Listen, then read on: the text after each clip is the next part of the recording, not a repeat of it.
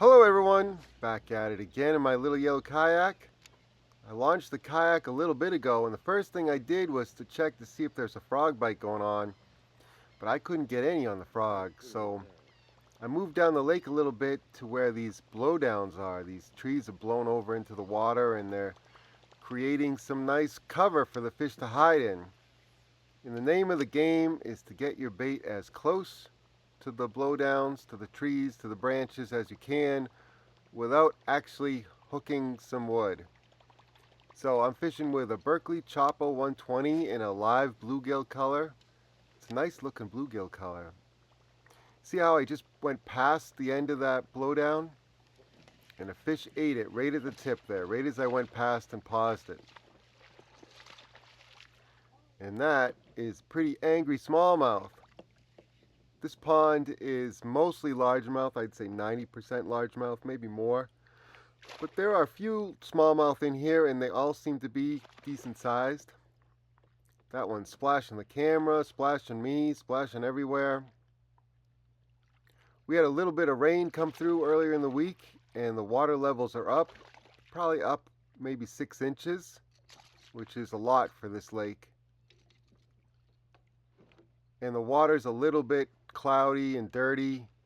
I couldn't really tell if it was runoff or maybe an algae bloom or maybe both. So I thought going with the Choppo. It's a little sheltered in this pocket of the lake, but the wind is actually blowing all right. And usually when I've got some wind and off-colored water, I like a Choppo. That hard plastic tail creates even a little bit more ruckus than a whopper plopper. The whopper plopper has a softer tail. Both are great baits. It would be hard for me to pick a favorite, but I have good fun fishing both of them. And the name of the game here is accuracy and trying not to get hung up on stuff, but getting as close as physically possible to the cover and trying to draw the fish out of the cover and come after that Choppo. And it doesn't take too long before I get my next fish. There's another laydown coming up. And you see all the sticks, etc., that are and branches that are sticking up out of the water? That's like a tip of the iceberg. There's all kinds of branches and sticks underneath the surface of the water too. And so when I'm casting my bait in there tight, I know that there's other places for the fish to hide just a little bit offshore. And yeah, there was another bass in there, and this time it's a largemouth.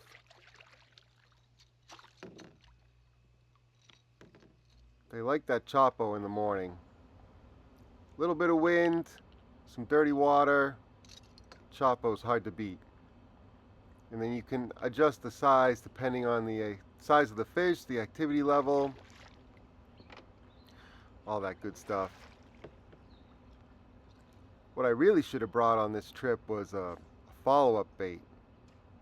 You know, because sometimes they'll T-bone the Choppo and somehow they miss the hooks or I miss them. A follow-up bait will get them 90% of the time. It seemed like the fish were positioned towards the tips of cover that was sticking out from shoreline. So here I've got another branch that's kind of folded over into the water, and I cast towards the part that was closest to me. I didn't catch any fish, but my next cast is going to be on the tip of that tree that's folded over into the water, right there. And it seemed like a lot of the fish were positioned the same way, and that's a pretty easy pattern to run. You know, you just look for obvious cover sticking out into the water, and then you put your bait at the end of it. And that was pretty much it. Nothing to it. This is another largemouth, even though it's splashing around like a smallmouth. Get the fish grippers on them just to save my fingers from getting a hook in it.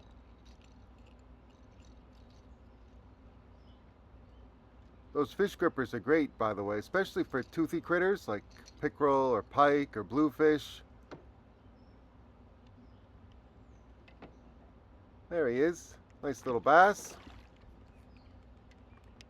when I'd run into more lily pads, of course I'm going to try the frog just to see if anybody's home.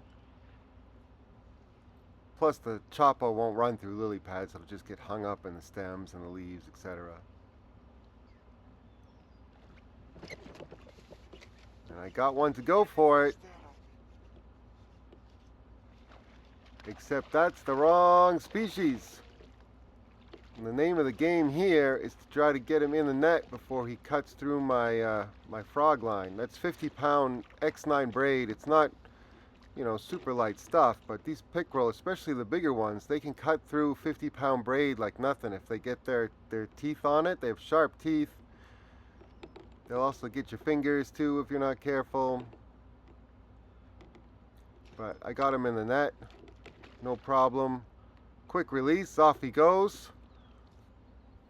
A few casts later, I'm still fishing the pads, and they're kind of sparse pads.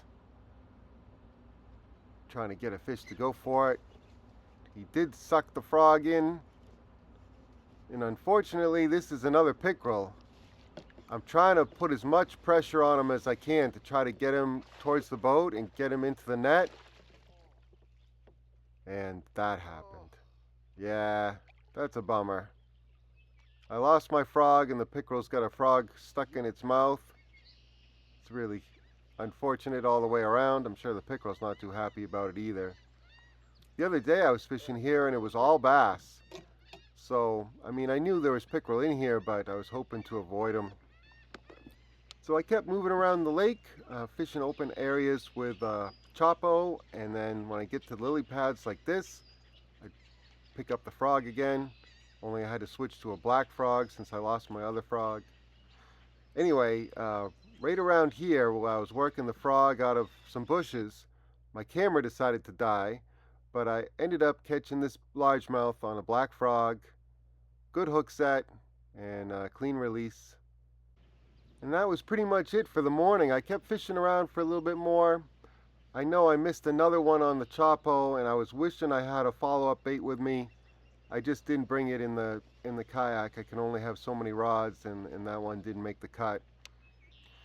But it was a fun morning out here fishing, and I had pretty good conditions with the clouds, some wind, overcast skies, and the fish were pretty agreeable.